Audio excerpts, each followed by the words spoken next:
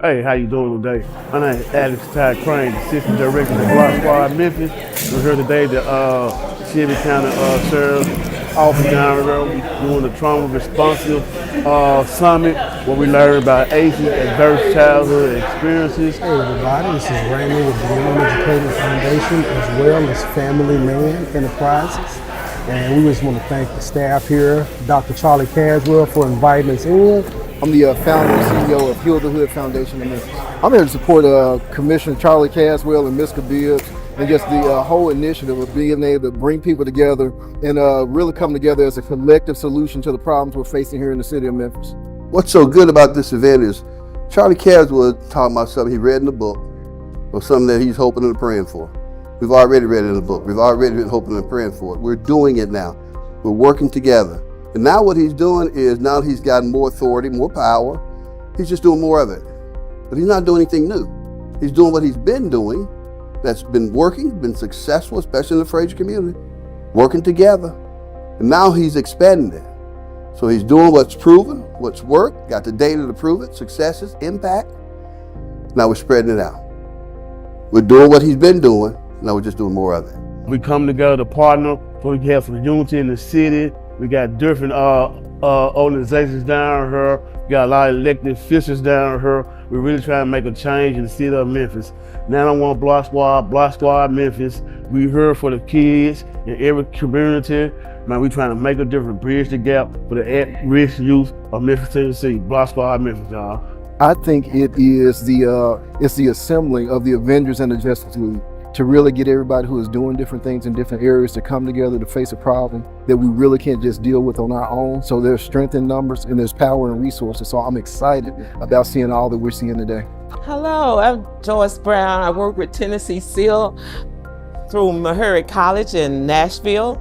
We do research studies based on the COVID-19, the flu, and how it affects the community. So we're excited about working with Charlie Caswell and the city of Memphis to see our city change. Again, our city will be different.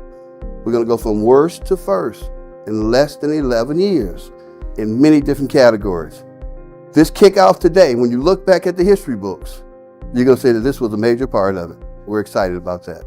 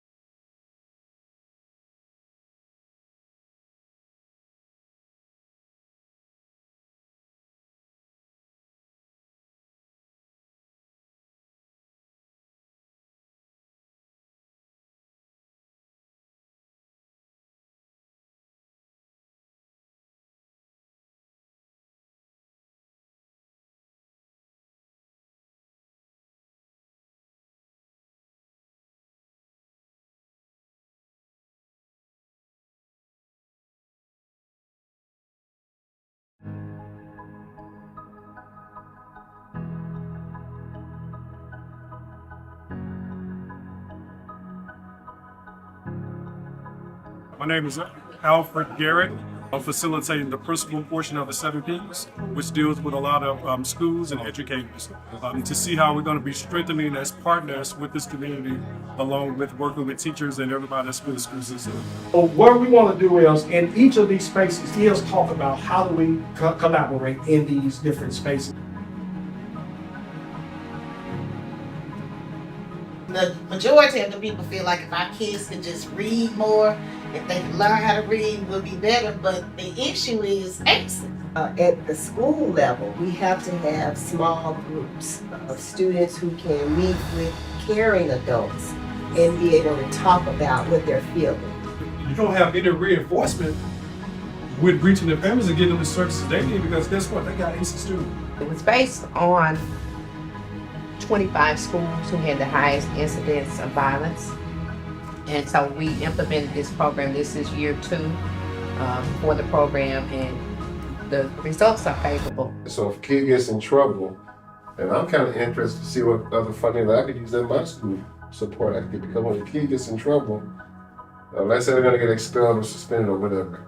If they're going to get expelled, we'll have the hearing. I can step up during or after the hearing and say, hey, look, instead of me giving this kid 180 days or 45 days, why not let them go through the SHAPE or SEED program?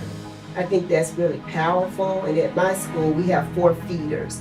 And so we get the benefit of Tresvent, Manassas, Raleigh, Egypt, and I'm missing somebody.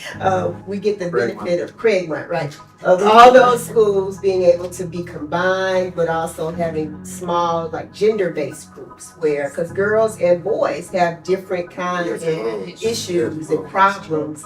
How can they read if they're in an environment where they're experiencing violence and different things that a lot of people look at it as, oh, well, like you said, well, when my mom, not my mom, but when my mom was 15, she had me, and she thinks I'm gonna be okay, but the actuality is you're not. As you guys may not know, when it comes to funding, big grantors, they want to give money to a bigger whole versus I give you some, I give you some, I give you some. How could you guys collaborate so you can provide more services for more kids so that we can get the funding? Because you did state that funding was an issue to continue these programs. So that's kind of the reason for this concept today is let's find out who's doing what.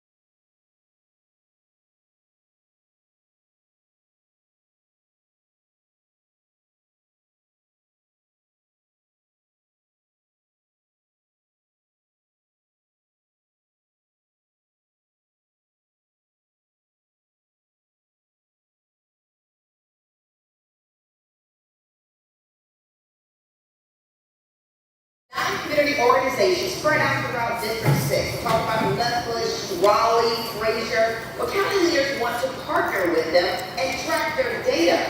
I checked in with one of these community hubs who's been working here since 2016. 20-year-olds David Brown and Jerry Lee have come a long way since they were first introduced to the Golden Institute in Raleigh as high schoolers. It's a lot of news. Being in the house playing the game. The nonprofit pays kids to learn a trade.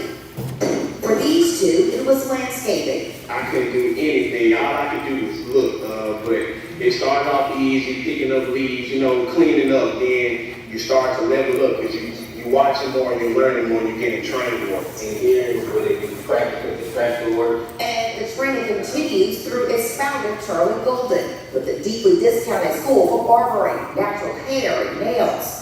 Friday morning, his efforts getting a little more support.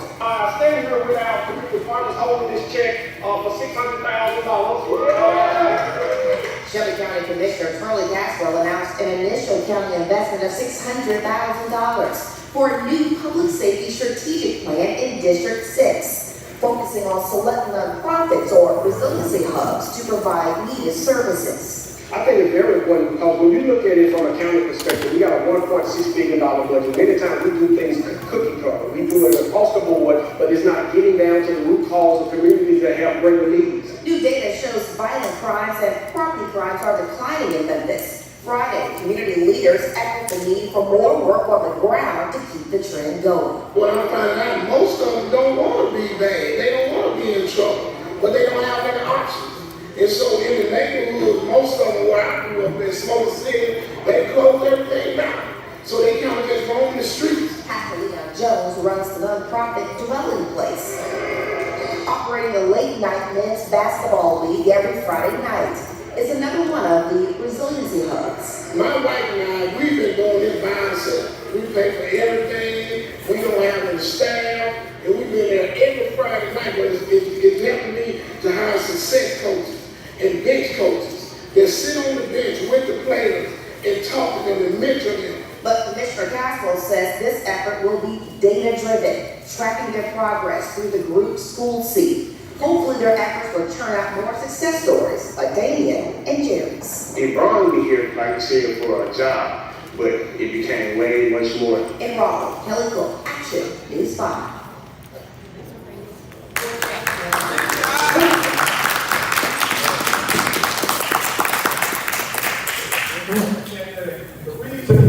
I wanted to bring that back to remembrance of what we are here for and why we are continuing these meetings and continue to build capacity. And I know we have weeks that we have a lot, like last week passed, and some are still coming in for these meetings. And everybody cannot get to these afternoon meetings. And this is why, to those who are watching us online, we continue to stream these meetings out because it's sharing that information and helping us build capacity. Yesterday, I was invited to a meeting with the mayor, old mayor, young mayor, the Harris, the sheriff, the chief of police, our district attorney, every law enforcement person in our city, and those came from across the state, as well as some community organizations and leaders focusing on an initiative that the mayor wanted to do. And again, the media wasn't invited there because everything that we are doing is not all about just showing to the people, it's about doing the work. And so we were down deep, and I'm going to be back with them on Thursday. It's going on for the next 4 days, focusing on really when we talk about the gun violence, gang violence, and all what's happening in our community. It's hard work to do and to be able to build capacity when people don't want to move to your communities or move to your city with some of these opportunities and business because of the crime. So this particular focus, when they seen in large what we're doing here in District 6, when I listened to the experts that they brought in from out of town, I forgot where they are from doing this work, but they are a group of experts that have been doing this work in many cities like Baltimore, New York, that one of the guys who headed it up, he was over public safety for the state of New York.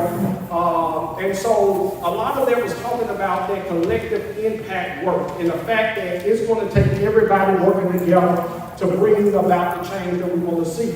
But when we was listening to them talk about this work, I just continue to see what we're doing here in District 6 is on the right track for the change that is coming through leaders like that. What's going to come out of this work? All of us as stakeholders, city council, county commission, the mayors on both bodies in the state, coming together is one focus. How do we get to the shooters in these communities? And I have to say something to that in the fact that I know people don't just become shooters, right? They didn't just up one day, got up and say, I'm going to go out here and be a robber or a killer. It's some root cause issues that we have to be doing to be able to change the outcome and factors on that. And that's why today's speaker is going to be so important to us, because we can't talk about how people just get $5 and $10, well, it ain't $5 minimum wage, those minimum wage jobs, and think that they're going to be able to survive in an economy where the houses and home ownership and things are continuing to rise. So this is why this is so important. But one of the things that we looked at in that model on yesterday, there is three pretty much phases of the triangle in approaching this. One is at the bottom is the prevention, right? That is the fact of having a light at night program where you have a place, a safe place where these kids are not just out there in the streets, but they're getting connected to resources. They know the community care. They know somebody is going to help provide them with wraparound services and help them with their child support and that. But that's the prevention piece. The other is the intervention. It is those ones who already feel like, hey man, I just got out of jail. There's no hope for me. You can try to have all type of programs you want, but nobody is going to give me a job. So what can I do? How can y'all help me to keep me from losing my mind until I get to that place? And thirdly, it is the place where the law enforcement when at the table is the what's the word? Not the oppression, but when you have to lock them up.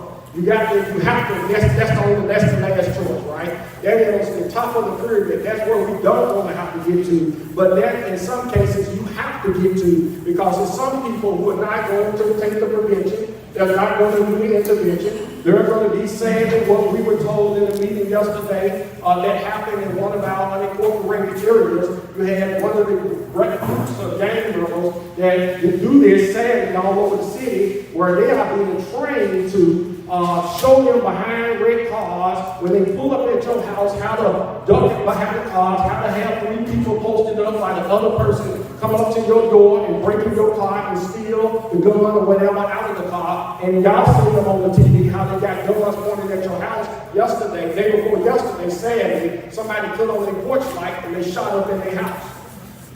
So we have so much going on in our community that we just cannot continue to sit back and just wait to see what is going to happen.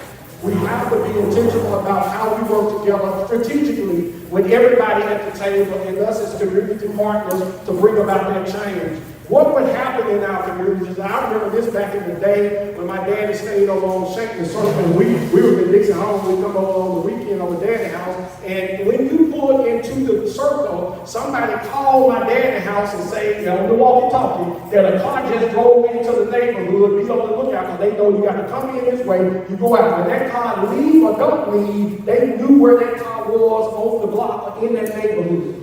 This is where we have to get back to, and this is why we got the neighborhood watch coordinator here. Raise your hand here with the Memphis Police Department. Give our hand so we can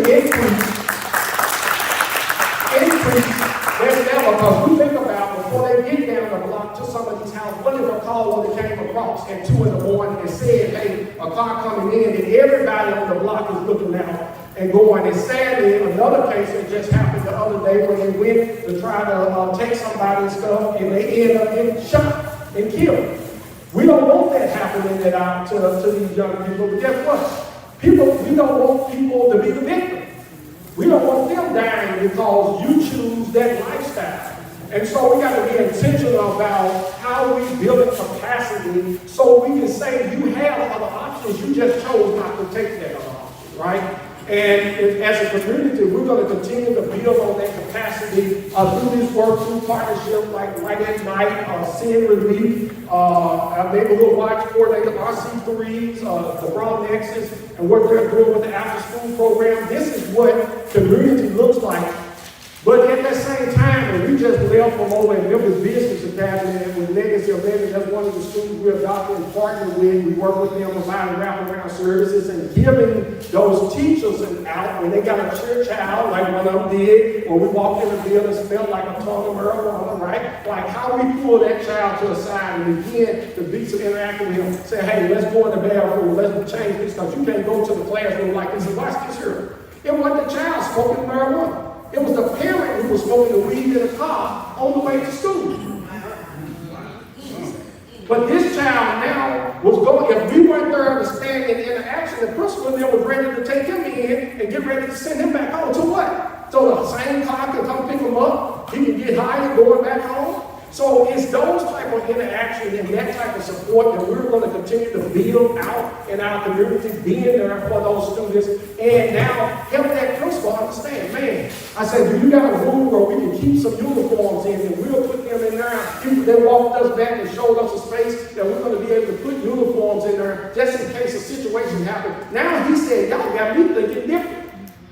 But that's what community partnerships and relationships look like in these schools.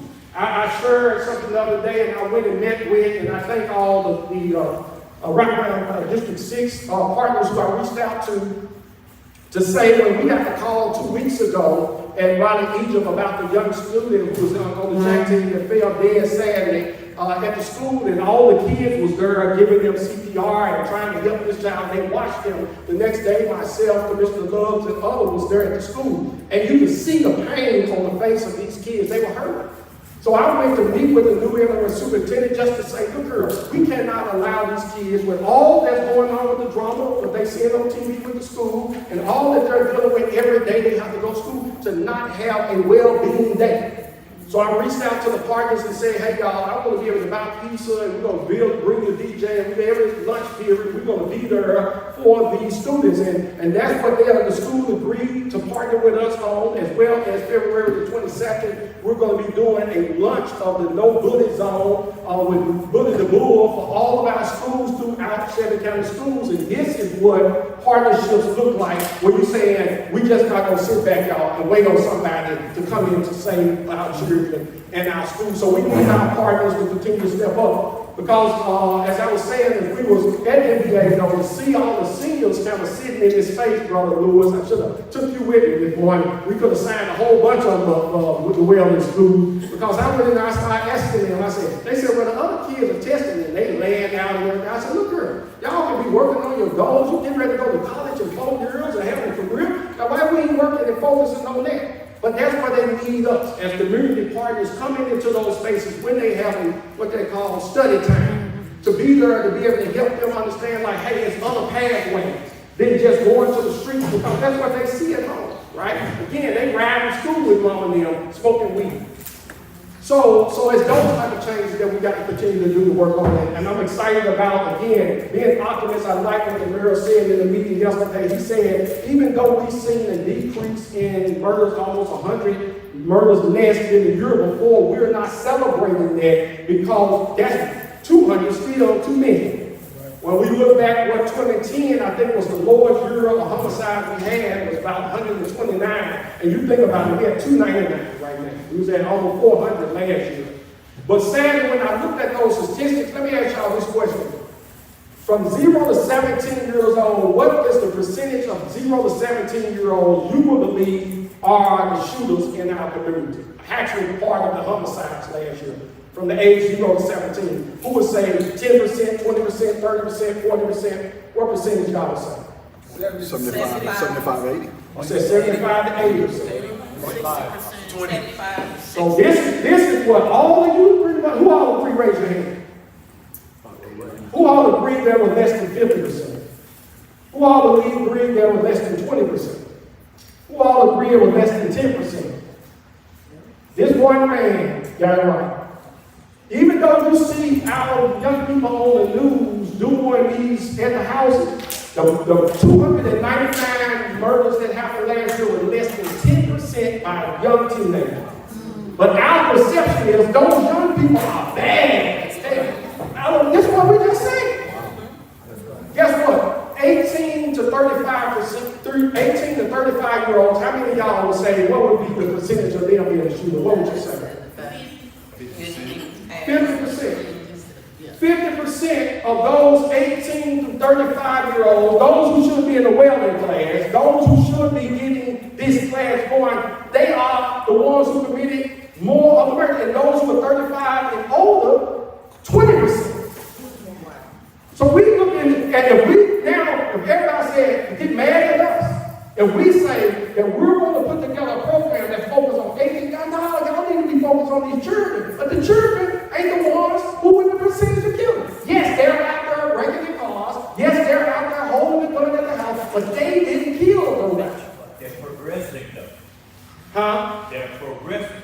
Got that. But let's talk about what's happening right now. If we ain't looking at what's happening right now, we talking about what's going to happen in 10 years from now.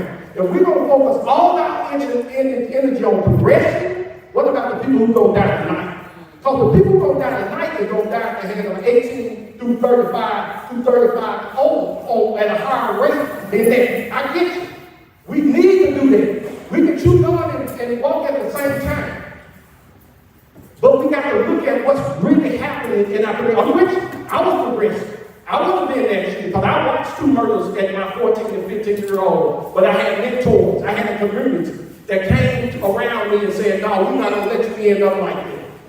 So I just want to, and pretty much, I heard you loud and clear. I'm talking about both, but I was talking about both ends. Both ends. I'm talking about you got to have a big emphasis on prevention as well as, resurrection and creating and fostering opportunity. We had this big problem in the 80s where the gangs were sending people into the military to learn how to be SEAL, recon, Green Berets. Then they come back home and teach all the kids how to be gangbangers, how to be shooters and looters. Yeah, I'm with you. And that's why at 8 o'clock to midnight, people like myself, others are over here with him. For those we know that's being trained. Because now they ain't going to the army to do it, they're doing it in the neighborhood, right? They training them how to post up. Them 18 to 35-year-old training those children how to post up when they go out to steal those guns. Because out of the 7,300 guns that got stolen last year, cars that got broken into, 4,300 guns came out of there. So some of that conversation was back to the state level is why we need to take away guns in the car law if people are not locking these guns up, right? So it's other things that are progressively getting us to the shooters and killers. So please don't think that I'm saying we don't need to focus on making sure that these children are being addressed because we know the toxic environment that they're living in. Yet I'm saying what the data shows us is that the shooters, who was and this the other sad part, out of the 299, 90% of them was a black man in highly male shooting another black man. 10% was women, something about 7 or 8. So we're seeing an increase of women that's also than we did in the past are becoming the shooters as well. So a lot is happening and a lot is changing. Just as a community, I want us to understand that I'm going to have more of that data at the end of this report on what we can look at. And then we as a community to be intentional to target because again, watch this here. We're not going to take away the target from the prevention. We're not going to take away the target from the intervention. We're not going to tell the police not to lock up those people who are doing this to our community because I want to be able to send my 5 girls to the store without worrying about the fact that she almost got ran off the road by somebody my other daughter almost got robbed in the gas station by somebody, right? We all want that for our community, but we got to know how to be intentional about the little resources that we have with a lot of what's about to change from the federal level all the way down to the state level. So again, I just want to bring out to the attention to say that when it don't look like things are being worked on, they are. And sometimes you just have to do them behind the scenes. You all are just blessed because we have these weekly meetings that I can continue to bring this information to you. And we have these conversations, how we work together to do both ends, chew gum and walk at the same time. So that being said, let us start with our announcements. I know, Brother UT, you got something coming up.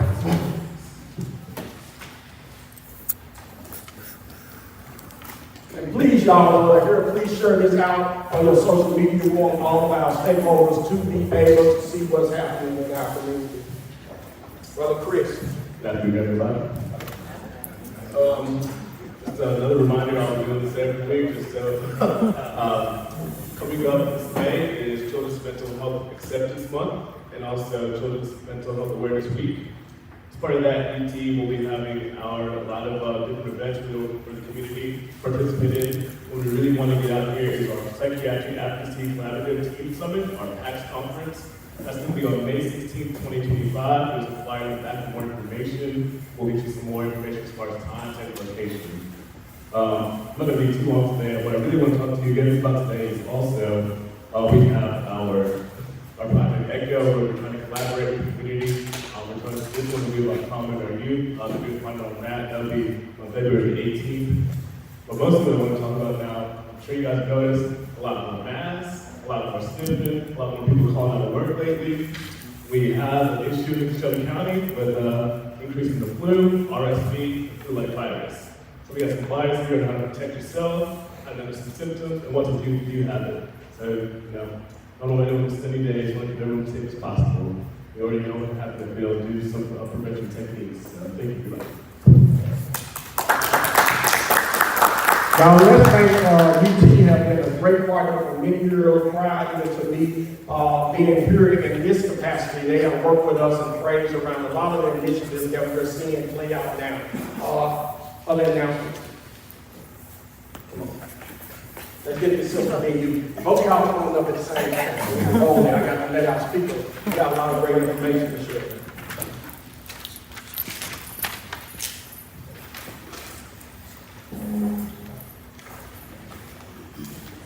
Good afternoon. I'm Lisa Williams with Reaching Back Incorporated, and we are a nonprofit where we help seniors to age gracefully within their homes by providing them with minor and major home repairs. We get calls daily of seniors who don't have hot water, who have leaking roofs, no heat, no air, and so the need is huge. And so on February the 15th, we'll be hosting our annual fundraiser, and it is a bachelor auction where the single ladies, if they don't have a Valentine, they can come and they can bid on a bow. A Boaz. They want a Boaz, not a Boaz.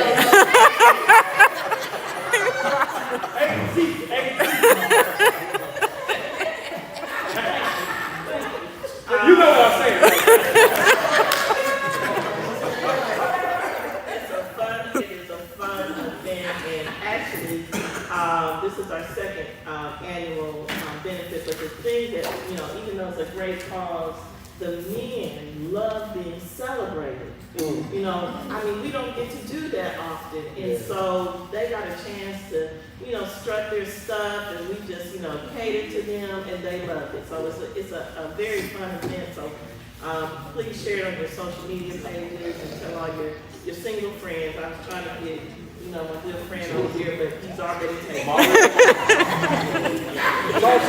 I just say this to all our married men who cannot be a part. Just make a donation to support them. They're doing great work. Yeah. And then I wanted to quickly say something about what you were talking about. And I used to work for a program. I'm originally from Ohio called Positive Human Development Program. And it was a violence, alcohol, and drug prevention program. We took 6 student coordinators into the high school, and we would go during their study halls, and we had an actual curriculum that we would take the students through.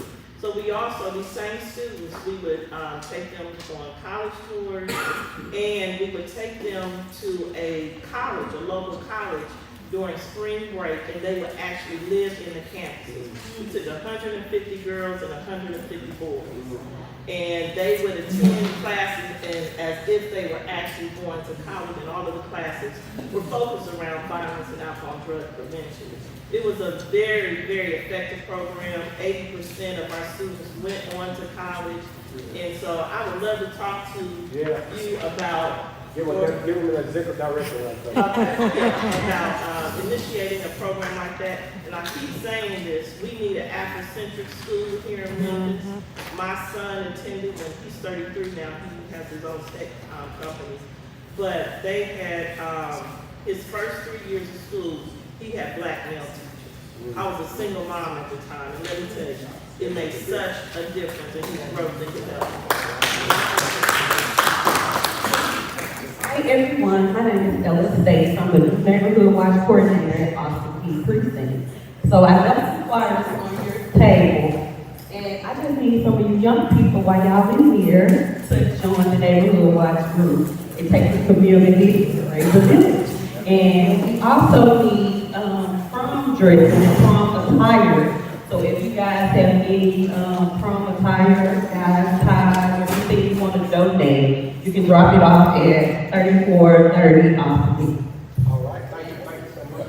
And make sure that you reach out to Pastor Richard Floyd with Regroup over in Fraser. You know, he got a real store over there, so people definitely check. I know last year you took care of a lot of people for proms. They got prom dresses, suits, and everything. So, okay, I'll send them to you. Great partnership again. Please, y'all, let's take advantage. I know one of the things I'm going to be kicking off that's coming out of our Men of Impact. We're pushing for 300 men in all 9 of our police precincts to become neighborhood watch coordinators, captains, to come together. We're going to take back our blocks and all of them. So we get 300 men in all 9. There's 2,700 men who can be part of the neighborhood captain back in their neighborhoods. We're going to be pushing with this young lady in the neighborhood watch in all 9 of the precincts that's coming. So we're going to take back our blocks.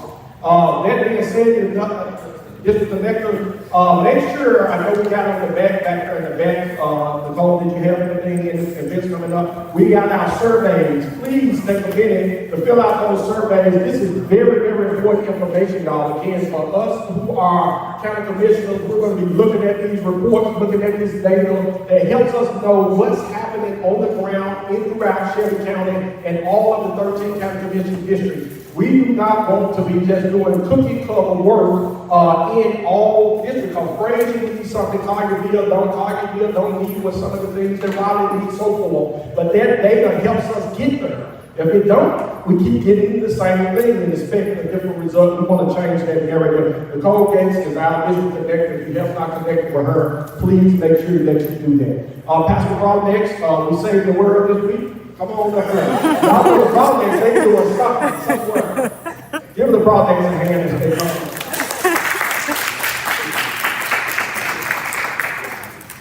Good afternoon, everyone. I am Tykees Broadnex, Executive Director of University Family CDC. We have coming up our spring break camp. It will be hosted at For the Kingdom. Our goal is 100 children. There is a $25 registration fee, and that's going to be March the 10th through the 14th, and it'll be from 8 to 4. I do have a QR scan code so that we can start signing our children up to ensure that they're in a safe place with some extracurricular activities, and the biggest component we will make sure that we incorporate is our literacy enrichment. Also, we all know that university has an after-school program Monday through Friday from 2:30 up until 6. We're always looking for volunteers, we're always looking for mentors, and we're always looking for sponsorship to ensure that our children are in a safe place, being connected to resources and education enrichment during the most vulnerable time of the day. Mondays and Wednesdays, we're also at Keystone Elementary doing literacy enrichment. So we're looking for volunteers and mentors as well.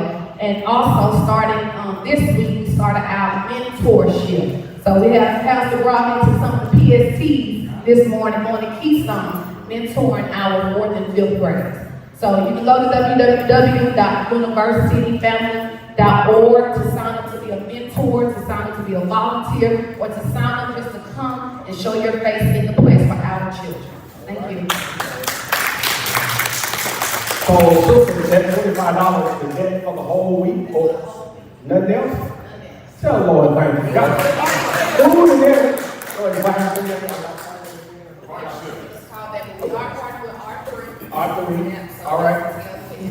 All right. Now, every community in the county needs to do what we're doing now. Here we got churches coming together to make sure our kids, so you say 100 children, They're in RC3 and For the Kingdoms and Newburgh City, likewise Academy, all of them names. Every single faith are coming together in a major way for our young people. So I know YMCA did reach out and they're working also to come in and collaborate, and they're going to be looking for some other communities to partner in to host camps like that for making sure our children are in a safe place this spring break. So that's going to be powerful. Pastor Peter, come on, I know you got something.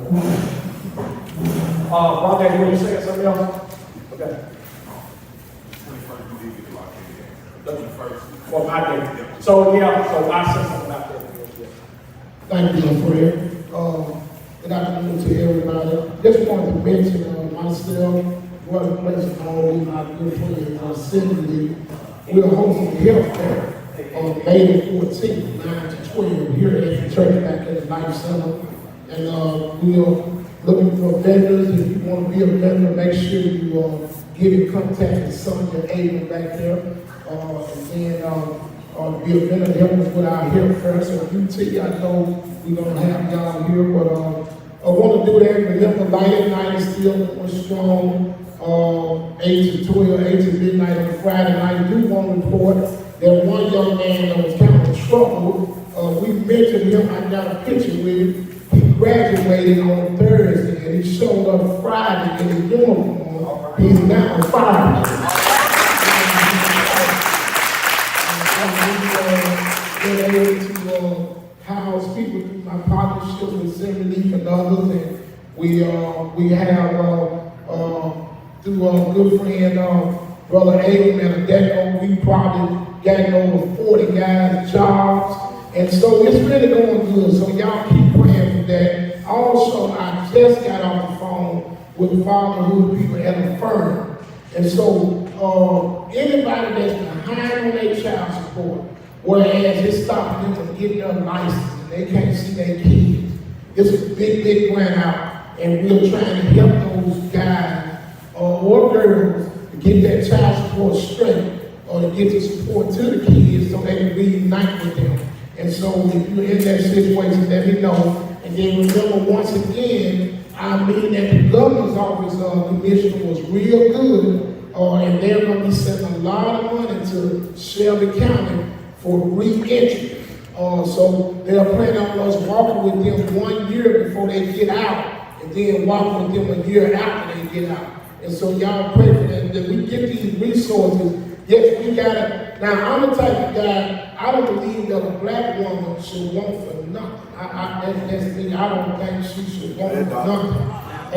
But in order for us to do that, we got to build these men. We got to build these men. So that's what we're trying to do, is build these men. So y'all keep praying for us, all right? Thank you.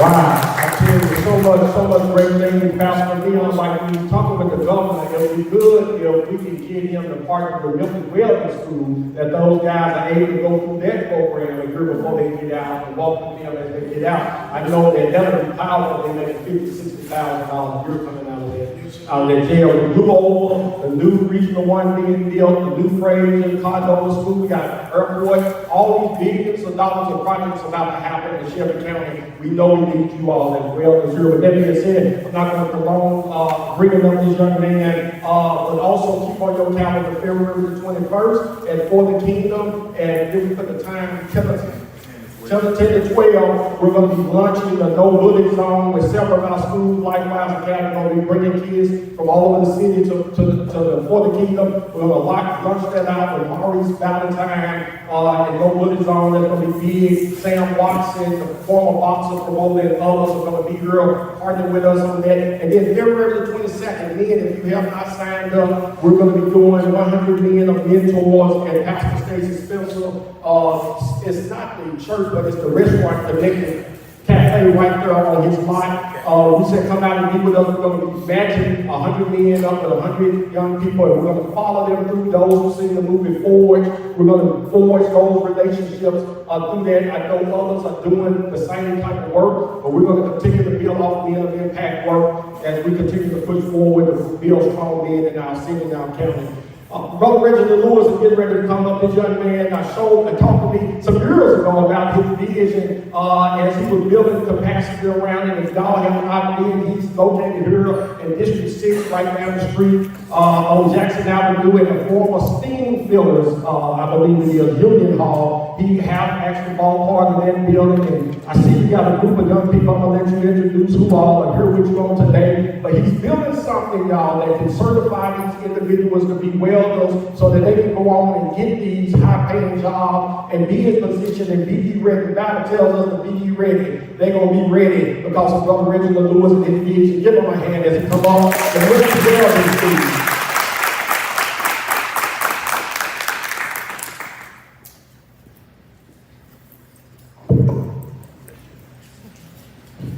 Give the Lord a hand of praise. Worthy to be praised, worthy to be honored. Lord, we just thank you for this day. This is the day that you made. We made a choice to rejoice and be glad. I always like to do that because that's what we do in our school. I don't know if it's legal or if it's not legal, but I know that our students need to be covered by the blood of Jesus. Yes, sir. So we moving in the direction that we are trying to get more young people interested. We had a group this morning from White Station and Central over at our building this morning. We'll have a group tomorrow from Kingsbury. And it's just important that we get our young people involved and we look in our direction that they can make a good living, they can take care of their families, they can create generational wealth. That's what we all got to think about. I want to first thank Pastor for having us in his house. Mr. Caswell, he's working just every day, just putting the work in to make our community safer, to make create jobs in our community. You know, you just don't get people fighting every day. You just don't get 110% for somebody else. That's right. So we certainly want to thank the Lord for doing well. I want to thank my wife who's here with me on this day. That has traveled with us 36 years.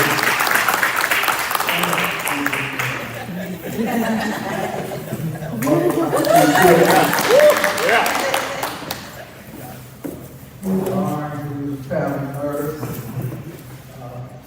Welding, who is serving our country, he's given her name is 8 or 9 years. And then my youngest son, who graduated from college, Reginald, who was in my program. You know, you're just proud when the children want to go in the right direction.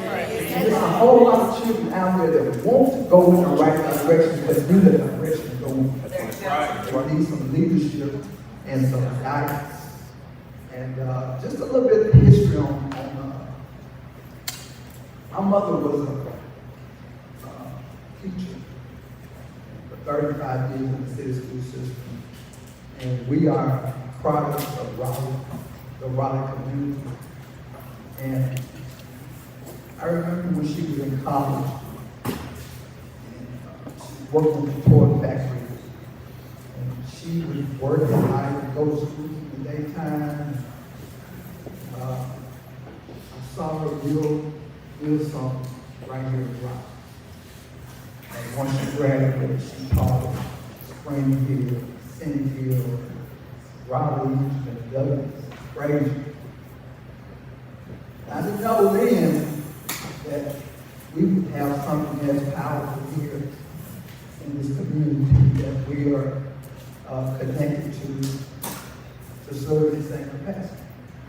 Now, my background is with TPA. I was in a one-year program. And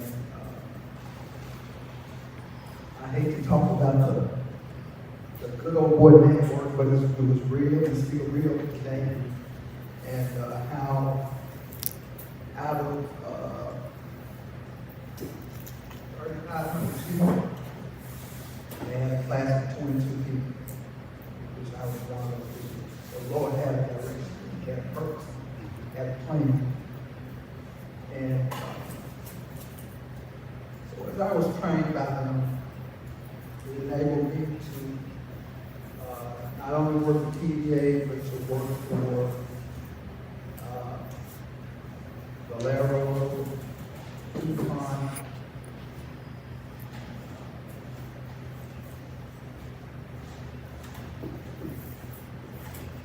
the shipyard.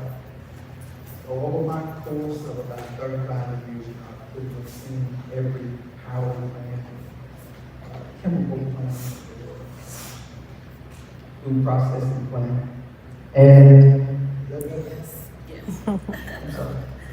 But it just allowed me to tour the world and get experience to bring back to this community. I didn't understand it, and I just made a little bit. I made $100,000, I was good. But that wasn't the plan. Because now, we're in a position to open our doors that we can train people to make that kind of money. Yes, sir. We are in a position to where we're going to pray with you every day. We want to teach you skill, welding, MIG, TIG, stick welding, and we're going to certify you to be able to go out and get those high jobs. So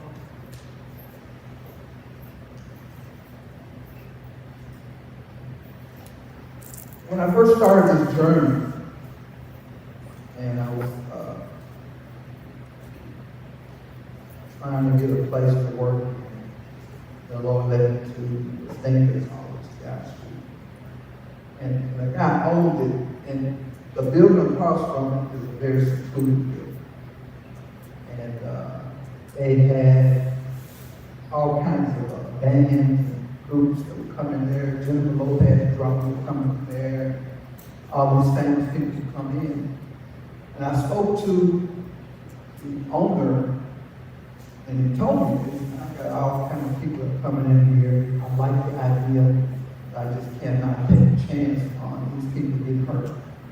Somebody recognizing who they are, just on the street. So I guess it was about maybe a year later,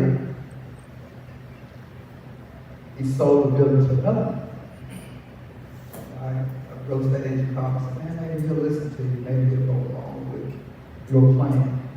So I got a meeting with him, I set up, maybe when I talked to him. He didn't want to have anything to do. He had a roof on it. He said, no, we don't want to have nothing to do with it. We're going to take this facility, we're going to do something totally different with it. So, I guess it was about maybe 8 months later. I was coming down to Jackson. I didn't see any activity. And so I felt impressed to call just to see what was going on. But let me back, because after I met with him, he told me that he didn't want to have nothing to do with work, no training.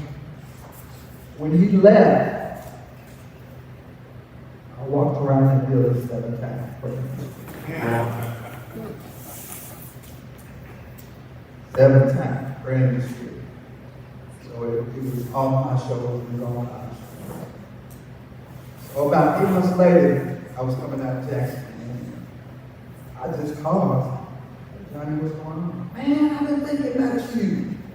And what we talked about, I think it's something that we need to work out. Tell me God will change the heart. So, you know, and this is really just a faith walk for us. You know, we want to make sure that we're lined up with His Word, that everybody that comes through our doors can be blessed, not only with this training, but life-changing experience. And we went on to get set up. I had a building, I don't know, a couple of years, and paying debt expense, paying my house expense. It was just difficult, but I did know just one thing, just to pray. And then just praying, the Lord said, if we take one step, he would then make 2 years. And then praying with that building for about a year and a half, paying expenses on it. And the Lord told me, he said, just get started. Just get started. I said, well, you want me to get started? I'm going to ask for what I can, I want you to give it to me. I told him, I said, I want a very diverse group of people to start trying. I don't want just this race, that race. I want a very diverse group of people. And y'all stand. Everybody is in our program. Everybody's in our program. And,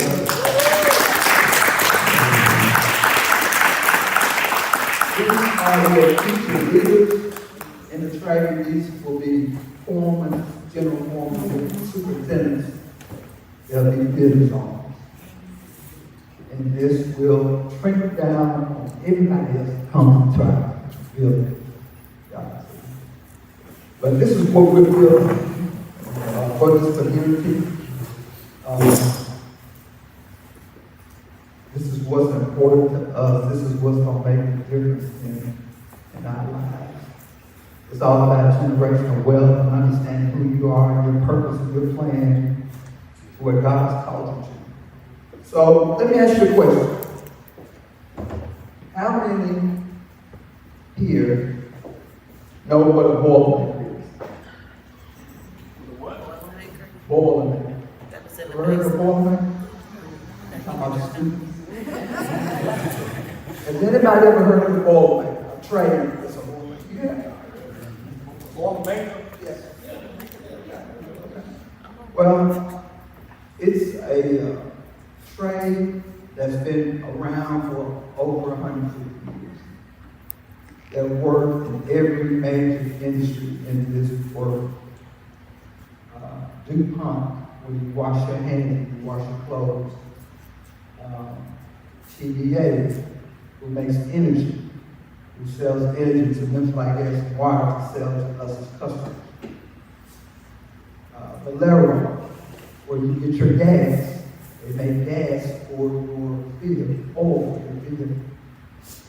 Even down to Coors Brewery. I know we ain't got no drinkers in there. Down to Coors Brewery, they make beer. Hershey's plant, International Paper. I could just go on and on and on about the industry that we work in. But every industry we work in is a demand around the world. So in my past history, I've worked all over the country. I've been out of the country to work.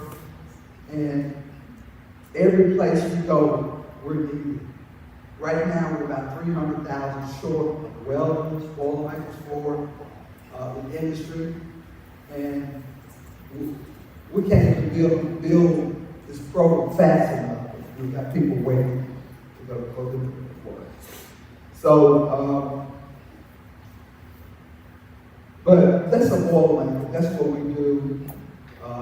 #1 shipbuilders in the world for all the Navy ships. Every ship that touches water, the Boilermaker is built. And it's a very, very strong trade. Not to knock any of the other trades, I'm just talking about what has made a living for many of our people. So I want to make sure this community is exposed to what we're doing, to make sure that everybody has a chance for greatness. God's called us all to a purpose, and it's up to us to walk that. But when I mentioned the building and the challenges that we've had to get this thing really to where it's a moving body, you know, it took a lot of faith. The faith the size of a mustard seed. Understand that? But that's what it takes. That's what it's going to take for us to be successful. We're going to have that faith. Everybody in there has a purpose. But we just need a little faith to go with it to make it work. And I'm not only here to encourage you, but I'm here to tell you that we're going to have. And we're going to have schools not only here, but we're going to have them all over the country. And we're going to have, even out of the country, I've been talking to some people right now, Africa, they want schools over there because all of their workload is imported in, which is costing them just arm and leg, double and triple what it would normally cost for people that are trained that way. So we're in contact with Ghana, South Africa, and they want the same there. So I just count it all joy. The Lord is opening doors for us to be a blessing. And that's what we're called to. That's what we're called to. The Memphis Welding School is going to make sure that everybody has a chance to reach their full potential. I want to thank Mr. John Burrs, who's worked with me about 30 years. I'm so thankful for him. He's worked with me about 30 years. He's been all over the country together and made a lot of money together. And now it's time for us to give back to this community. I also want to thank Pastor Broadnax and Lady Broadnax. We partnered with them, University City, to make sure that our children are able to do the soft skills, able to interview well, look well, be professional, understand how to buy cars, how to buy houses, and how to do banking, and how to start our own business. So I want to thank them for being a part. They also have a very,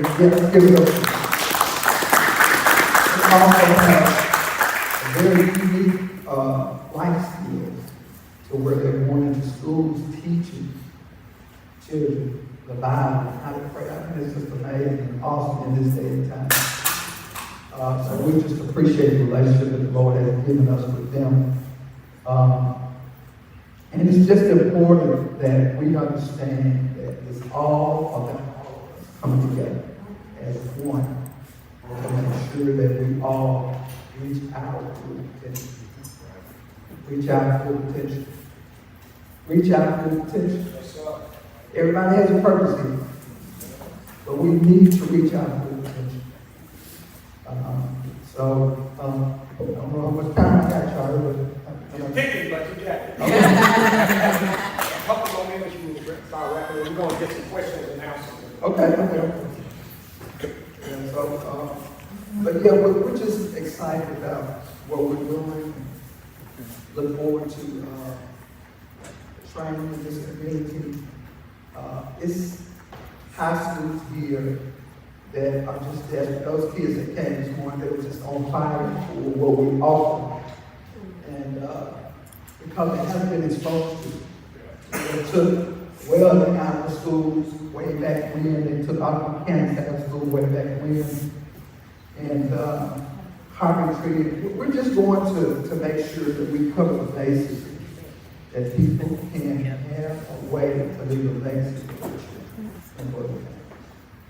And that's our mission, our goal. And I just appreciate you for this time. Pray for time. Your address, where you located there, and then how people get in contact with you. Yeah, so I brought some flyers here from Memphis Welding School. We're at 3730 Jackson. The old pipe fitting hall. And we're there from 8 to 3:30 every day. And it's a one-year program that's a fully accredited program through NCCR. But, these children are about to go into a $3,000 or $4,000 a week income. Yes, sir. $100,000 plus a year. So, we have got to prepare them for that, prepare them to know and understand how to work this money so we can circulate it out. Yeah. And so when you talk about this, I know it was a conference, 2025 regional summit held, what was that, Monday, and you was there, right? And one of the things the person was saying there, how do we get other training other than just forklift training? Where are those opportunities? And here today stand that opportunity for people to get that deeper training to go deeper, because the more money you make, if you look at the map around crime in our city, the communities that's light blue, that makes, the 50, 60,000, that's the lowest area of crime. You see where you got the red, where they're making barely 10,000, doing some of our community, that's where you see the highest crime. And so again, we got to be able to connect our people to opportunities like this. Any questions here so far for our brother? What is the age requirement? 16. We start at 16 and we just open the doors to adults and older.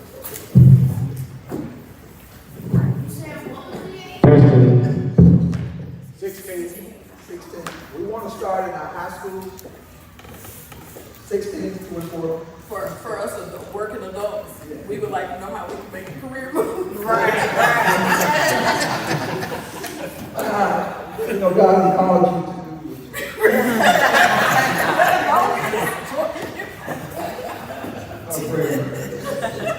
do we have any more questions? We had another question in the back. Yes, ma'am. If age group is from 16 to 18-year-olds, how does a full-time high school student participate in this program if they're in school?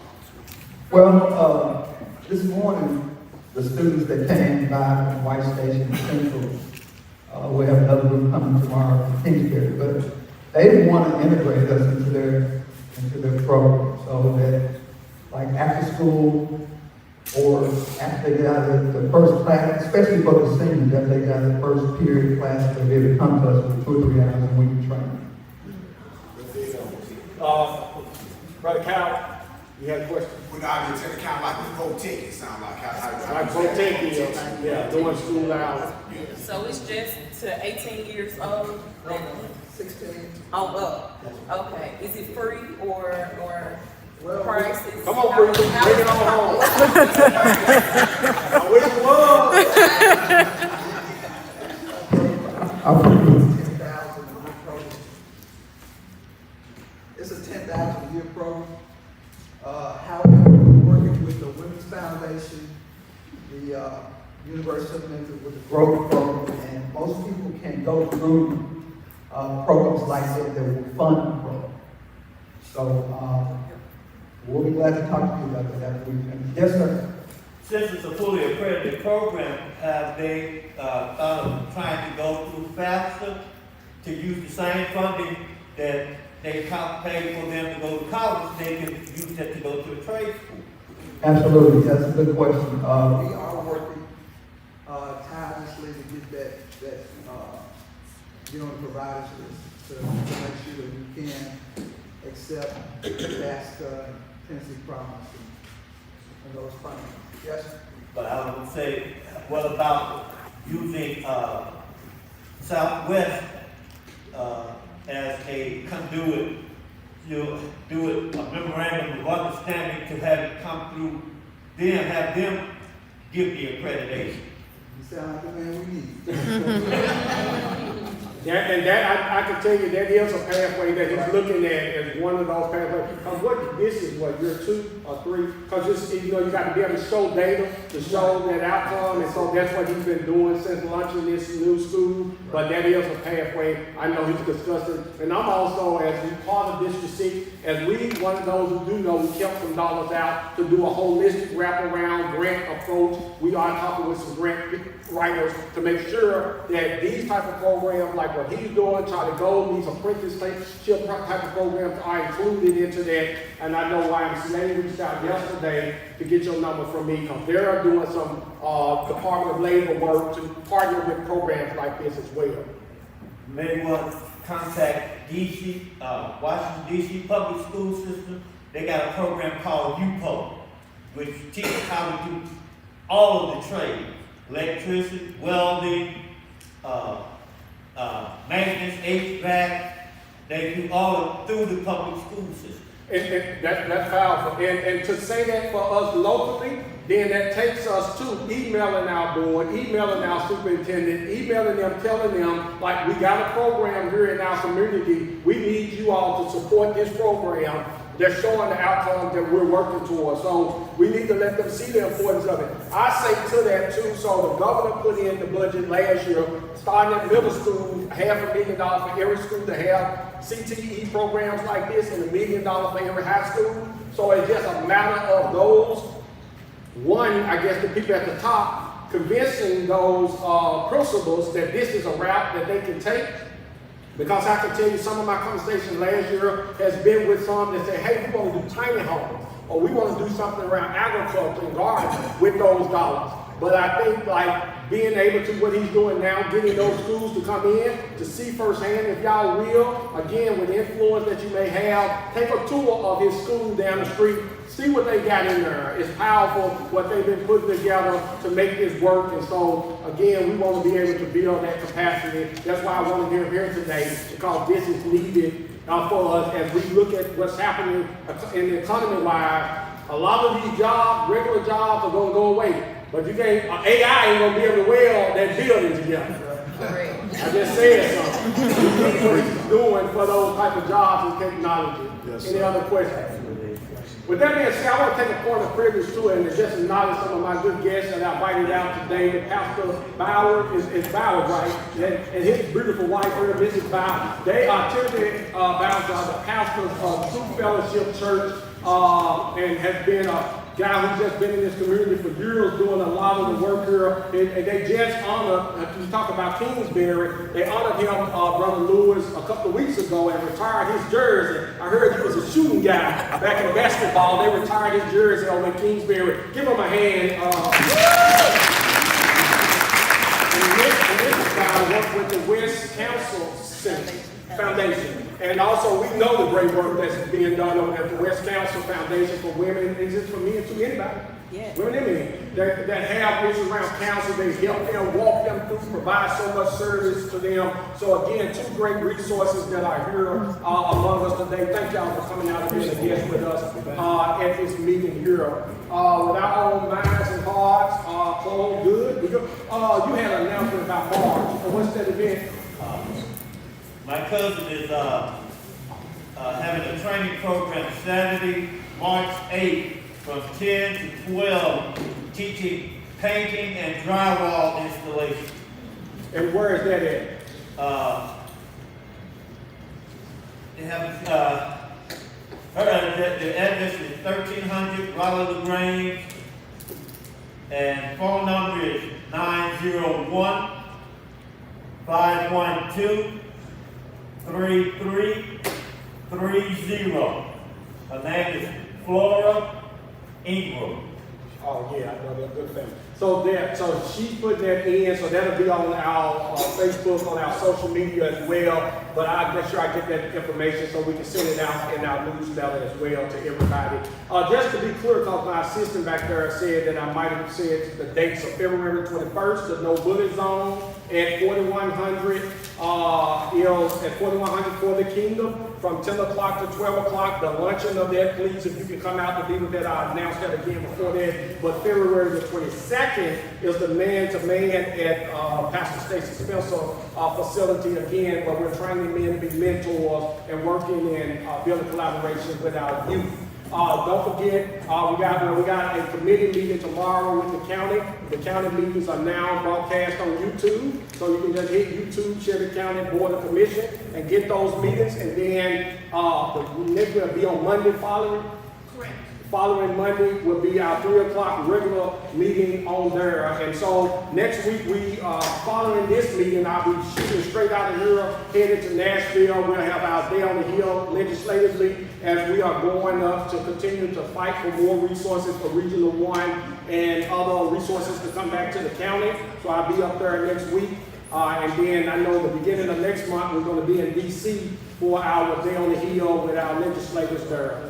Anything, Brother Stanley, we got anything? Again, y'all remember Alliance Healthcare is one of our good partners around mental health and mental health services. Y'all want to tap into the resources they got there, Stanley, as they have community engagement and person. That's a title, right? Government, community, all of that. So thank you, Brother Stanley, for being here with us. We got great resources building. Let's give Brother Reginald Lewis another hand.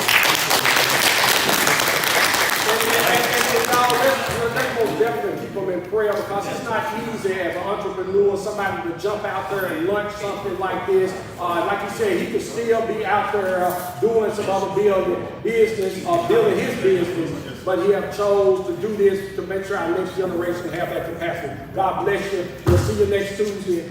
Until the end. Bless you.